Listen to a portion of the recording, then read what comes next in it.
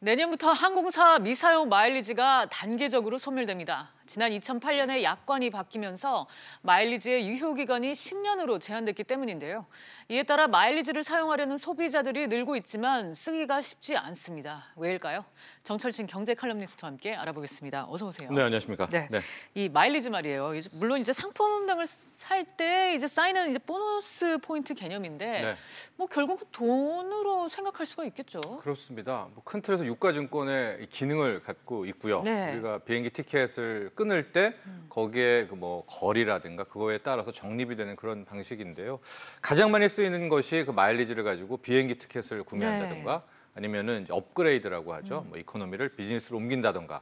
또 특히 요즘에는 대한항공, 아시아나 이제 자체 상품 몰들이 있습니다. 네. 그 몰에서 호텔 예약을 한다라든가 아니면 뭐 놀이공원을 간다라든가 이런 식으로 활용을 할 수 있는 게 바로 이 항공사 적립 마일리지입니다. 네, 특히 이제 항공 마일리지 말씀을 하셨는데 보통 이용하는 노선의 거리에 따라서 이제 적립되기 때문에 이 그 가치와 규모가 꽤 된다고 봐야 되지 않겠습니까? 그렇습니다. 보통 이제 유럽 정도 한번 왔다 갔다 하면 10,000마일리 정도가 쌓이는 거, 뭐 물론 개별 항공사마다 다른 이제 그런 형태인데 이제 지금은 해외여행이 굉장히 보편화됐잖아요. 3천만 명 시대라고 하는데 2000년대 초반 또 1990년대 후반까지만 해도 해외여행은 굉장히 좀 부유층들, 특수계층에 많이 갔었기 때문에 그때는 저 항공사 마일리지 적립하는 게 굉장한 뭐 특권처럼 됐었고 막 꼬박꼬박 적립하고 그랬었는데요.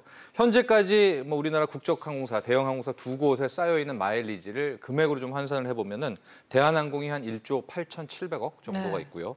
아시아나에는 5,300억. 그러니까 둘이 합쳐서 한 2조 3천억 원 이상의 부담인 거죠, 저 항공사 입장에서는. 돌려줘야 되니까 저 항공 마일리지가 현재 적립돼 있다 이렇게 보시면 되겠습니다. 그러니까 채무로 잡혀 있는 건가요, 저런 마일리지? 뭐 채무라기보다는 이제 줄돈 정도로 이제 잡혀 있겠죠. 네.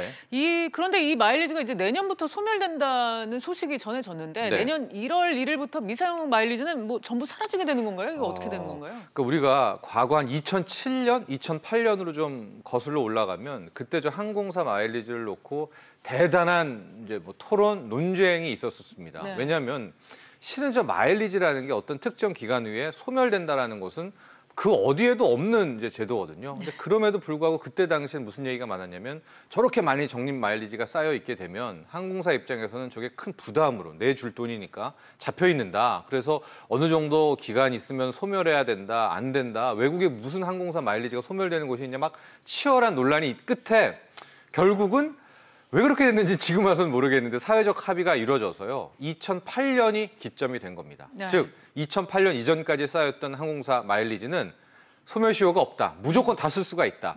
그러나 2008년 이후부터는 2009년 1월 1일부터죠. 유효기간이 10년으로 정해진다라고 일종의 대타협이 이루어진 거예요. 그런데 그때 당시는 10년이 기네 했었는데 2019년 1월 1일부터 벌써 와버렸습니다. 그래서 이제 내년 1월 1일이 되면 2009년에 적립했던 마일리지가 사라지게 되는. 그래서 이제 그때를 확인하셔서 빨리 써야죠. 날아가니까. 이제 그런 이제 논란이 나온 거죠. 저도 말씀을 해주셨지만 이 마일리지 가지고 사실 살 수 있는 게 뭐 티켓, 뭐 업그레이드 하는 거 아니면 그 항공사 자체 상품몰에서 사용하는 거. 뭐 이 정도인 거. 같은데요. 그렇습니다. 가장 많이 쓰는 것이 이제 비행기 티켓을 사거나 뭐 비행기 티켓 업그레이드고 요즘에 좀 많이 사용하는 게 각 대형 항공사들이 자체 호텔이 있습니다. 그래서 그 호텔을 예약하는 정도, 호텔에 숙박하는 정도로 가장 많이 사용한다라는 건데 실제로 우리가 그렇게 이 활용처가 다양한 편은 아닙니다. 이제 외국 같은 경우에는 일단 기본적으로 마일리지에 소멸시효라는 게 없고요. 하고 뭐 좀 이따 또 자세히 말씀드리겠지만 우리는 이미 널리 알려진 게 저 마일리지를 가지고 구매할 수 있는 티켓은 굉장히 한정적이다. 뭐 5%대라는 얘기도 있고 그다음에 아예 성수기도 아예 안 됩니다.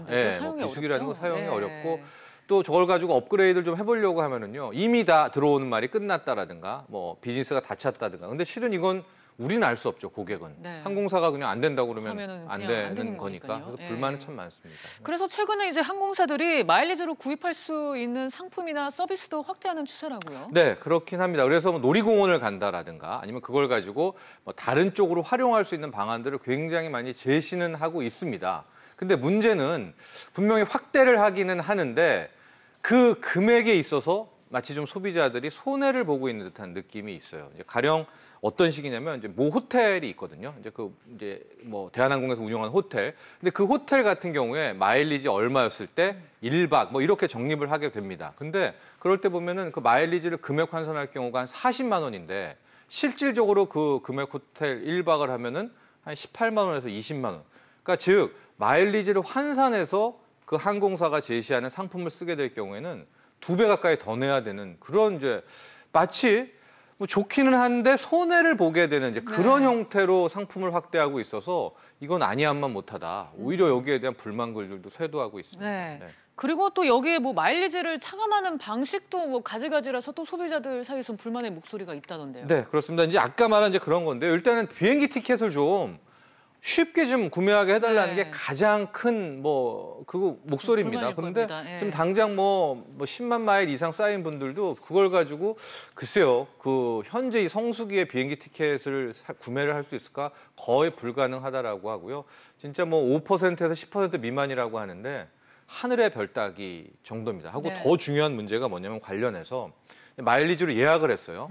근데 못 갈 수가 있는 거 아닙니까? 그렇죠. 그럼 우리 이론상 그 마일리지 다시 돌려줘야 되잖아요. 네. 안 돌려줍니다. 마일리지 구매 티켓은 그냥 왜냐면 뭐 확정돼서 날라갔다 뭐 이렇게 해버리니까 이게 참 우리가 비행기 티켓 사서 우리가 적립한 마일리지인데 마치 우리가 눈치를 보고 사용해야 되는 그런 처지에 있어서 이거 다시 한번 손봐야 되는 것이 아니냐 이런 주장에 쇄도하고 있죠. 네, 마일리지도 결국 고객의 소중한 돈입니다. 그런데 마일리지 사용에 제한을 두면 소비자들은 대체 어떻게 하라는 건지 답답하긴 합니다.